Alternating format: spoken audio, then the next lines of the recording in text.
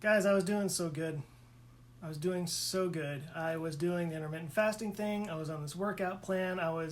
We had joined the gym, the YMCA. I was going there pretty much every day. I was going there at least 3 times a week because there were 3 times a week in this workout plan that I was supposed to do this particular workout. And on the days that I wasn't doing that workout, I was going to the gym, lifting some heavy weights. I'm looking in the mirror. I'm like, yeah, starting to see a difference. So, of course, I get sick. Although it's not really sickness. I think, I'll find out tomorrow. I think I've got shingles. I've heard of shingles before. I've never had it. I didn't really know that much about it. All I can tell you is on Thursday, I basically got a small rash that was about that big, a little tiny, like right here on my chest, my upper chest. And I didn't think anything of it because it just started off as a few blisters, and I figured it probably had to do with the fact that I've been working out so much and I sweat a lot more than normal. It's really hot these days, so I saw a couple of. I didn't even think they were blisters. I just thought they were little blemishes, like zits or whatever. So I was kind of like, oh, that's interesting. I just kind of popped them, went on my way. And then the next day they got a little bit bigger, and the next day they got a little bit bigger, and it started to itch quite a bit. And I'm like, shit, I got a full-on rash going here. I didn't know what it was, so I took to Google and I looked around, and it came down to basically scabies, which are these tiny mites that get under your skin and wreak havoc, or shingles. And it looked a lot more like shingles because it was very red and swollen. I'm not going to show you now. It's about that big now. It's growing every day, just growing a little bit. It's got these big, huge pox blisters going on, and it's starting to wrap around my arm. I've got a few up here on my upper arm now, and one like underneath my armpit.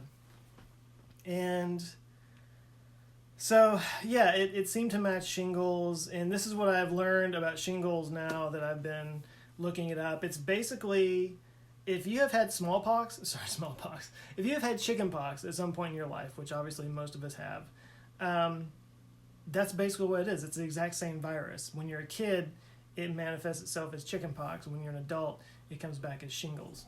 And it basically lays dormant in your system, in your nerves especially, and for whatever reason, at some point, it pops back up. It's called the zoster virus.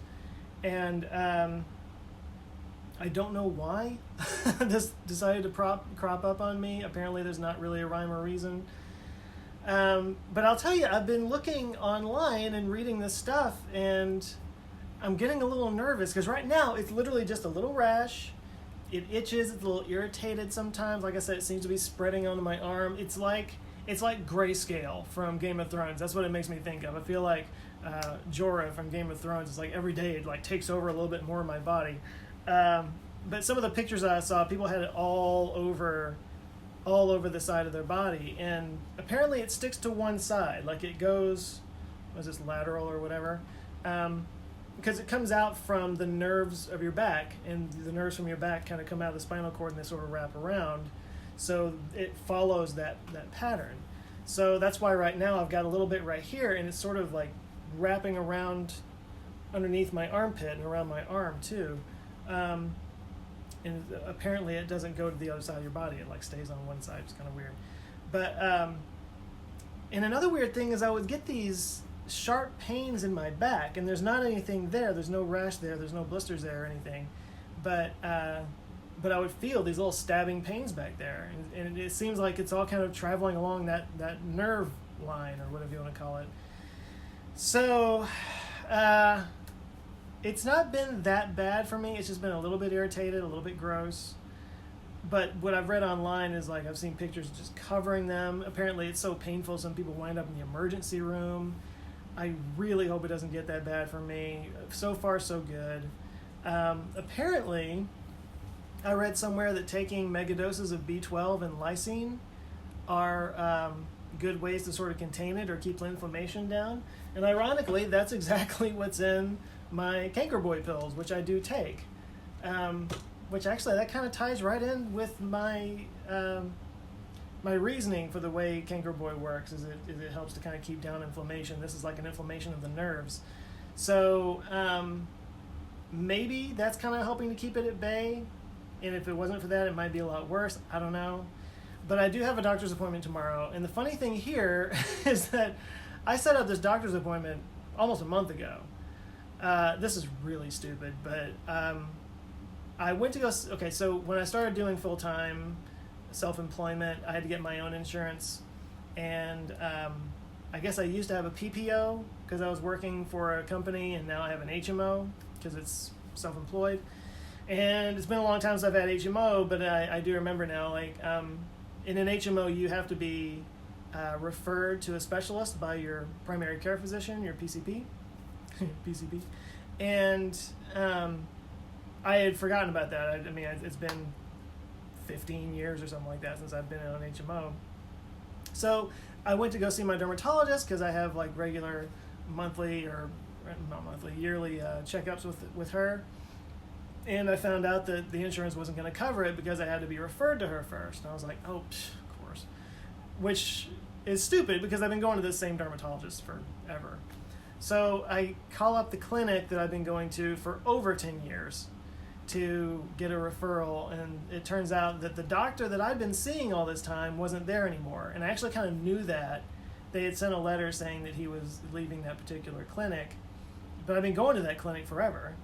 But they were like, well, we have to treat you as a new patient. So I had to schedule an appointment, and of course it took like, again, it was at the beginning of this month when I set this up. They couldn't get me in until tomorrow to come in and do a whole new patient exam and get that whole thing checked out. And it's funny because they're like, please bring your medical records from your previous doctor. And I'm like, I would be going to you to ask my medical records, to get my medical records from you so that I could give them to you. So it doesn't make much sense. But anyway, it just so happened that on Thursday I saw this thing crop up, and now I've got an appointment tomorrow to see the doctor. So maybe the timing was good or whatever. But I think that there's some antiviral stuff. It's a virus is what it is. So I think there's some antiviral stuff they can give that will help it from getting worse. I hope. We'll see. But that happened. And of course it sucks because it totally derailed my working out and everything. And I was really starting to see some improvement. Of course.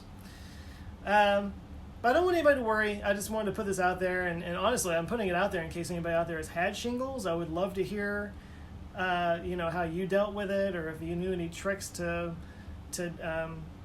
treat it and things that felt better. It has not been that painful right now for me anyway. It's just a little bit irritated, a little bit itchy, and every once in a while there's like a stabbing sharp, like somebody sticking a needle in my chest, just like zap like that, and it's kind of like. It's kind of do one of those. It really hasn't been that bad, and I hope it doesn't get any worse than this, but we'll see what the doctor says tomorrow. Anyway, that's what's going on with me right now. I would love any ideas for how to deal with this. If anybody has any, please do share. But I guess I'll check in and let you guys know what the doctor says later. But there you go. Hope everybody's doing well. Hope everybody's doing better than me, and I'll catch you next time. Bye.